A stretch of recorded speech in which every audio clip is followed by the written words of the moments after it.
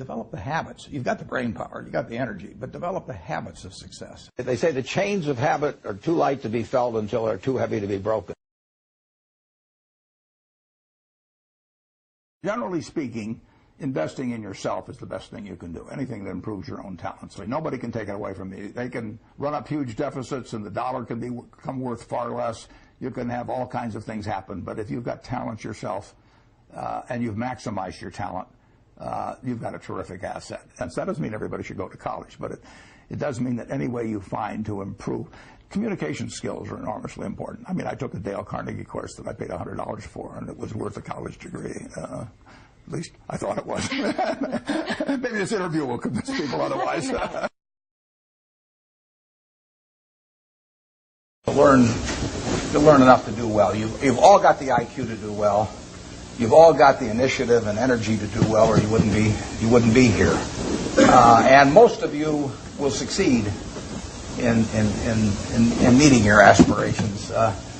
But in determining whether you succeed, there's more to it than intellect and energy, and I'd like to talk for just a second about that.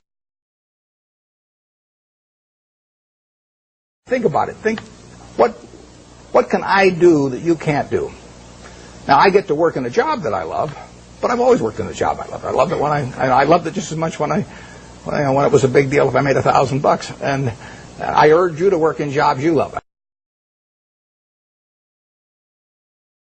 The question is about my business mistakes. How much time do you have? You talk about learning from mistakes. I really believe it's better to learn from other people's mistakes as much as possible. But we don't spend any time looking back at Berkshire.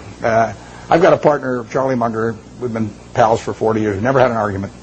We disagree on things a lot, but we don't have arguments about it, and we never look back. We just figure there's so much to look forward to that there's just no sense thinking about what we might have. It just doesn't make any difference. I mean, you can only live life forward. A $1,000 investment with Warren Buffett 50 years ago would give you over a $25 million return today. He's the world's most successful moneymaker, and he made it all by simply investing in the right companies. Some people are better at certain things than others. You know, there's a lot of people who can sing a lot better than I can.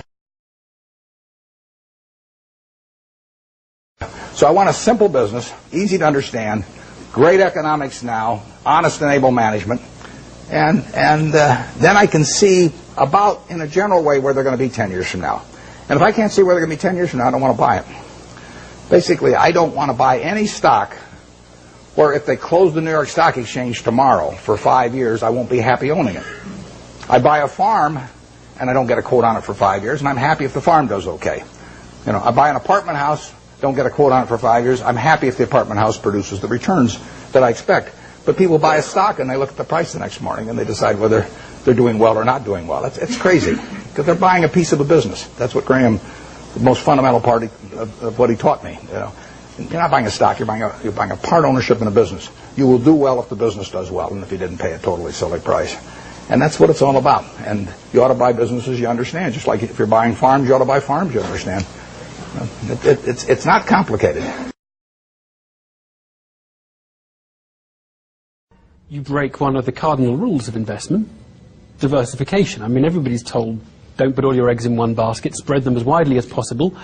You actually do sometimes, and put enormous numbers of eggs in one basket, don't you? I stick with what I know. If somebody owns 50 stocks, can they really like the one they rank as number 50 as well as the one they rank as number 1? Can they know it as well? I don't think so. And knowing what you do understand and don't understand.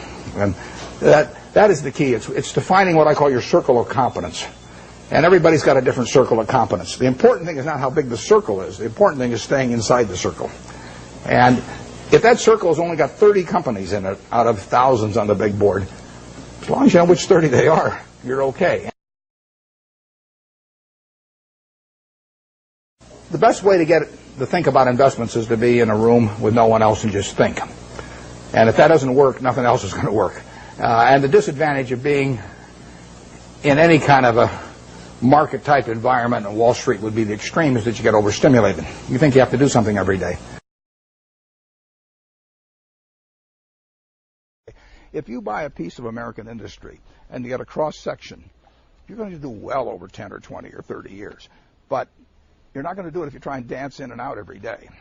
The Dow Jones average started the 20th century at 66. It ended at 11,400. You'd say, how could you lose money during a period like that? A lot of people did because they tried to dance in and out. So what you're looking for is some way to get one good idea a year, and then ride it to its full potential. And that's very hard to do in an environment where people are shouting prices back and forth every 5 minutes and shoving reports under your nose and all that. Because Wall Street makes its money on activity. You make your money on inactivity. You don't need a lot of brains in this business. I mean, I've always said if you got an IQ of 160, give away 30 points to somebody else because you don't need it in investments. What you do need is emotional stability. You have to be able to think independently, and you have to be when you come to a conclusion, you have to really not care what other people say and just follow the facts and follow your reasoning. And that's tough for a lot of people. The question is large caps versus small caps. I don't know the answer to that. We don't think we don't care whether companies large cap, giant cap, middle cap, small cap, micro cap. It doesn't make any difference. I mean, the only question to us is, can we understand the business?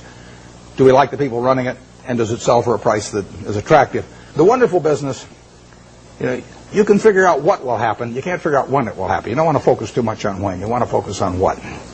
If you're right about what, you don't have to worry about when very much. When you look at the future, there's also the argument made that this is something that goes with your philosophy today. Get out of cash and get into assets, because we don't know what's going to happen to the dollar.